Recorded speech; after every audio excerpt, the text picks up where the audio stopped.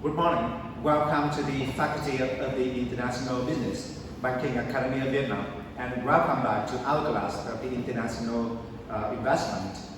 Today I'm very happy to have the video lecture, and I want to say thank to my supervisor, Mr. Lê Ha Chan, who is very dedicated and helped me a lot to have my video today. And some information about me. I graduated from the National Economic University, and then I go abroad to study MSc Finance in the Queen Mary University of London. Then I come back to become a lecturer candidate in the Banking Academy of Vietnam. So for my faculty, we have the three departments. The first one is international trade, and the second one, the very new one, that is the international trade finance, and my department, that is the international investment. And for my module, the international investment, we have two main objectives. The first one, we want to give the student the concept, the characteristic, and the basic form of the international investment. And more than that, we want to focus on the FDI, the foreign direct investment, and we focus to study the activities, the techniques, and we want to study about the MNC, the multinational corporation, and how to see how they work, and we find out the taxes system. For this subject, we wish you to find the learning material, which is very important. And the first one is the International Finance book from the Professor Nguyễn Văn Tiến. And for the FDI part, we introduce to you MOSA 2002, what is the foreign direct investment, theory, evidence, and practice. And the first one, UNCTAD, is a department from the United Nations, which is focused on the trade and development. That is the World Investment Report, which is released every year. So, okay, so you have learned about a lot of topics before. Now, and today we will study about a topic that is the identification of exchange rate risk. So, in today's topic, we have 5 parts. The first one, we trying to study to understand what is the exchange rate risk, and then we go back to see what is the reason for that and what leads to the exchange rate risk, and then we define this kind of risk into some time, and we know it later. And after that, we try to identify the risk in the activities of the corporation, like FDI and FII, and then we have some summary for you. Okay, before going to the first one, I want to have a question for a student. So, in normal life, when thinking about, or maybe saying about risk, what comes into your mind in the first place? Anyone? Okay. I think when I play the lottery, I lost all the money I have. Okay, thank you very much. So I think that is some kind of negative thought. That you think when you play the lottery, you lost. Okay, but actually, we have the ISO guys 73. ISO is the international standardized organization. So when we talk about risk in normal life, we usually think about something very bad, something that we scared to happen. But actually, risk is something that uncertain, that we don't know yet, that it will come maybe positive or maybe negative, we don't know yet. Okay? So from that definition, we come to the definition of the exchange rate risk. So similar to the definition of the risk. So the exchange, maybe the exchange rate will be fluctuate, go down, maybe go up. We don't know that. So that only that is just a possibility that the income of your company maybe fluctuate up and down. So from that we try to understand what makes the risk in the exchange rate. So there are two main parts we need to focus on. The first one, what is the open exchange position? And the second one, how to calculate it. Okay? So we have two scenarios in this example, and then from that we will have the definition for the open exchange position.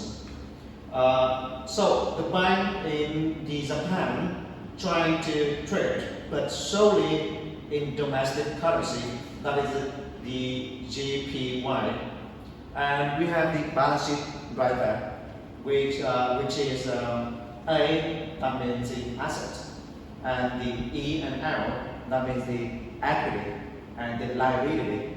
Okay, so everything you have only appear in the balance sheet of the GPY, but in the USD you don't have anything. So you have the A minus L equal to 0. So in this case, we call it the square exchange position.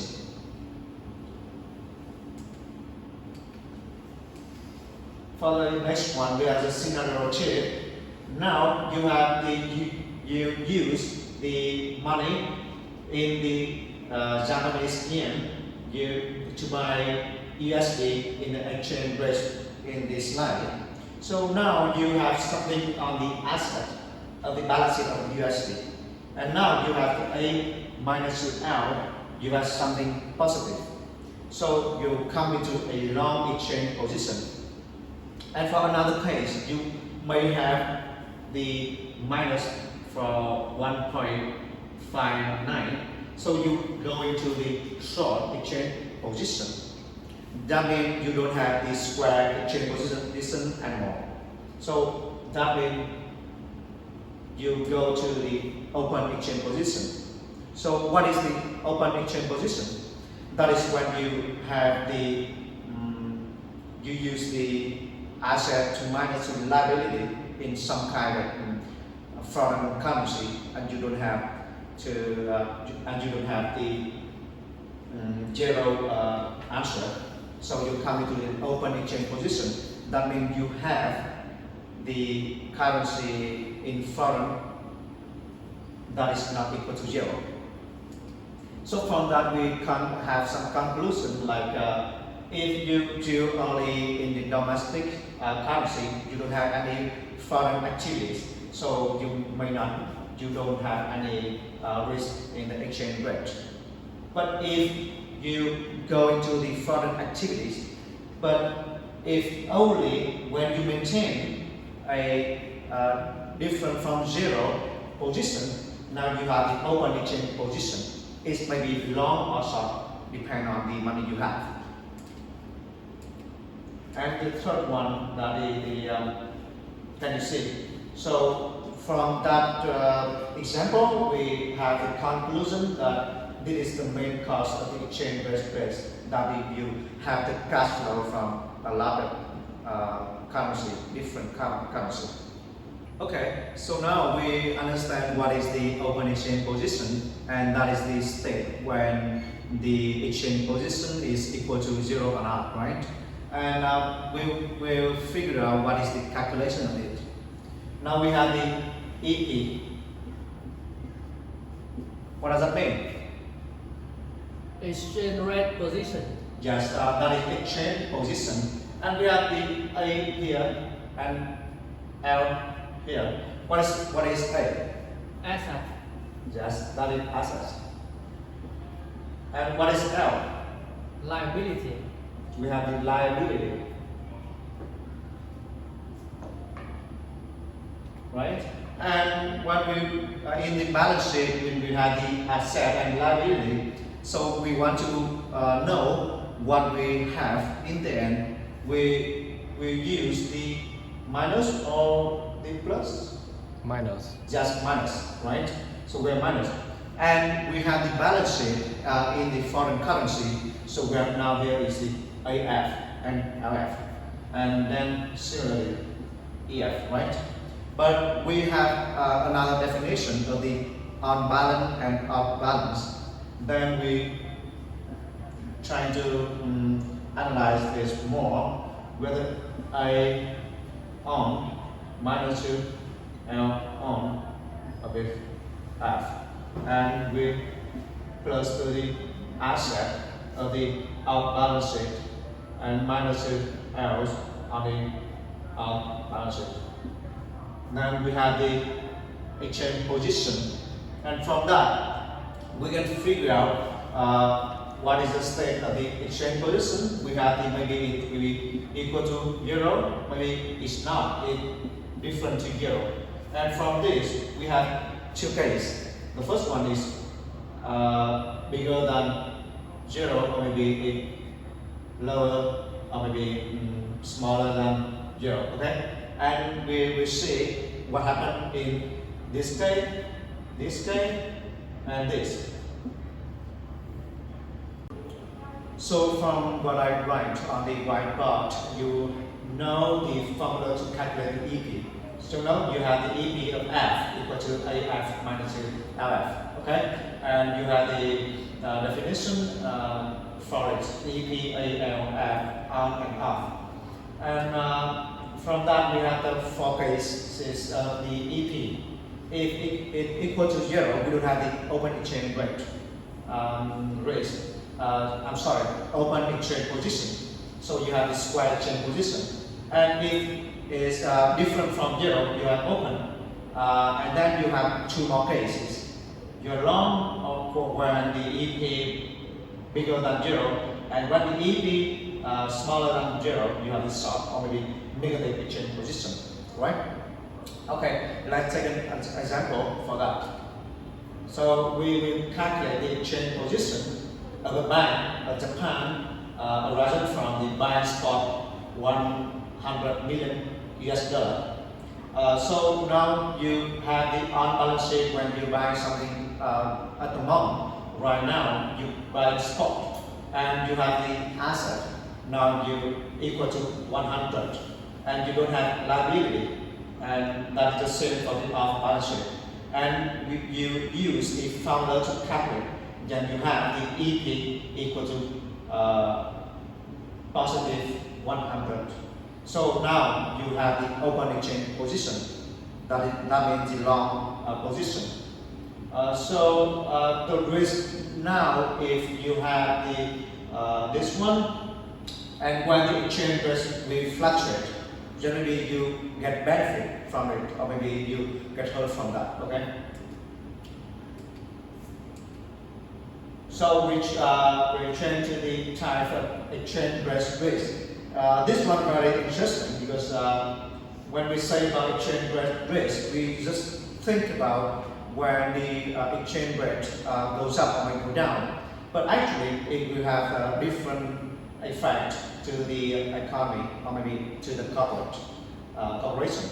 The first one, economic exposure. The second one, transaction, and the first one is the translation. So what is the difference from them? The first one is the long-term in nature.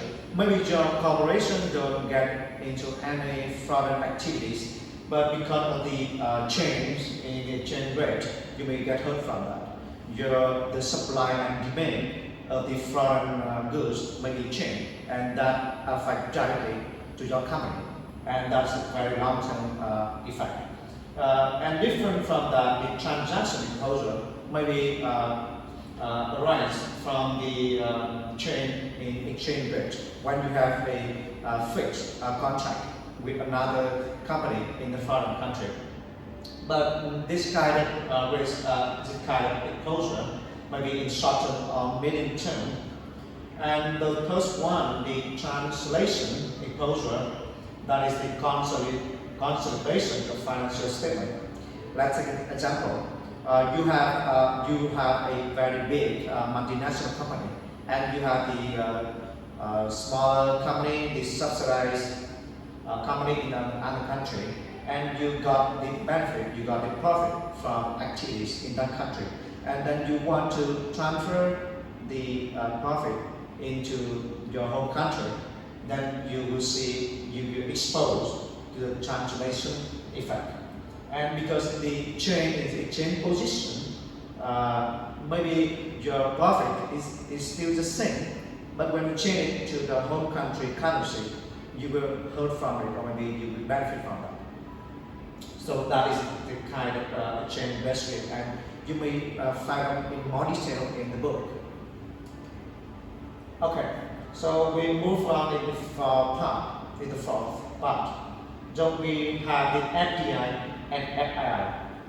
So the FDI activities, we focus on the long-term vision. We put in a lot of money.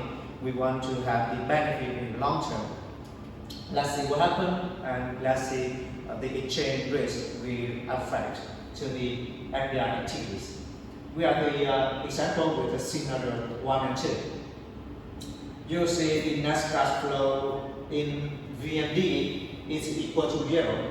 Why is that happen? Because you have the cash flow of the USD. Everything you do only happen in the USD.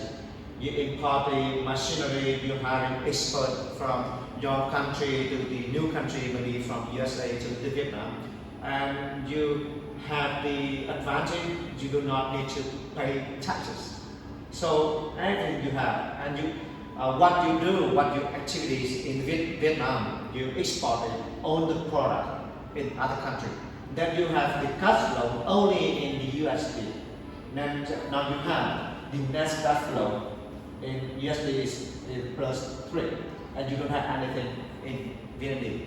So that you don't have any risk arise, right? But for another scenario, that means the net cash flow position in Vietnamese may be positive. So how it's happened? So now you in real life you need to transfer your money in VND, that in Vietnamese dong, and you maybe you need to buy the material in Vietnam. You need to hire the Vietnamese student who graduate from school and then work for you. You need to pay taxes and other expenses. So you have the cash flow in VND. And let's see what happens. You have the net cash flow in VND is positive. So now, if you want to transfer your money back to the home country, you will face the cash flow position. You will face the exchange rate risk, right? So that is for the FDI activity. So how about the FII? So what is the FII? FII activities is that when you have a lot of money in USD and you want to invest in the Vietnamese stock market because it becomes bigger and more efficient. So a US investor decides to invest money into Vietnamese stock market, and with that money you can buy an amount of share in the spot rate. What is the 23,000 VND per USD? So with the 10 million US dollar, you got 9.2 million share because the share price is $25,000. Let's see what happens. Now in scenario 1, you break even. You don't have any profit, you don't have any loss. Because why does this happen? So before we have the conclusion about that example, we will have some calculation. So in the start of the year, you have the share price at the 25,000, and with the share price increase by 4, dividend is 2.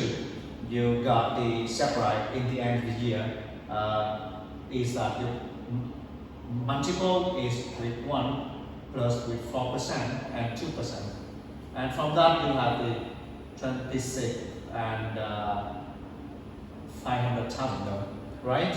And you have 9.2 million share, and you multiple with that share price and you have the amount received in Vietnam dong, and you change it into USD by the spot rate in the end of the year, that is 24 and 380,000 dong. So you have the amount received in USD equal to 10. Why is that? Because you have in the start of the year, you have the spot rate is the 23,000. But you have the exchange rate increase by 6%, then you multiple with 1 plus the 6%, and you got the 24 and 380,000. So you got the profit loss, that is 0, because in the start of the year you had 10, in the end you had 10, and you don't have any profit loss. So you see the share price in last year, you increased by 4%, and you got the dividend is equal to about 2% of the share price. Okay, so your profit is around the 4 plus the 2, you have the 6%. But let's say exchange rate increased by 6%. What does that mean? That means that USD appreciate to VND and VND depreciate with the USD by 6%. So what does that mean? That means that what you get profit from this share is without by the exchange rate increase. So by calculation from that to that to that, and you don't have any profit. So in another scenario, you have the profit or loss depends on the exchange rate decrease or increase, and to compare with the sum of the share price with the dividend. So you can see even in the FDI or maybe activities, you will get the exchange rate and it affects to your capital allowance, right? Okay, from that we will have summary for what you see above, right? The first one, as in my question in the first of the classes, maybe risk is not just bad and we don't need to scare it, right? Because it may give us some benefit. So the effect of exchange rate risk may be positive or negative. And the second one, exchange rate risk only arise when you get into the open exchange position. Sometimes you have the foreign activities, but if your position is still 0, you don't have the open, right? And you don't have any risk for that. Let's say the first point. So there is a very different thing from ownership and which is not ownership. Only when you have the transaction, the ownership of something, of the currency, so you have the risk on that. And the term that the risk arises is the term of signing contract, not the time of payment. Because in some contract, your payment will be due to maybe 3 months later, 6 months later, or maybe a year later. Four. So if you want to minimize your risk when you come into the foreign activities, we have some very useful way to do so. We have a derivative contract. We can to invoice the price in domestic currency, or maybe we use a very good expert to forecast for us the movement of the exchange rate, right? And the final one, we have some kind of exchange exposure, that is economic, the transaction, the translation, and they is different from each other. Okay, so from our class today, you can see that exchange rate risk is very important to corporation. If we don't know about it, if we don't really understand about it, we can lose a lot of money. But if we study very well about that, we can use the definitive contract or something like that, you can figure out when you come into the foreign activity and when you not. Okay? And today I'm very happy that I can see you in this video lecture, and I hope that you can see me more in the next one. And thank you.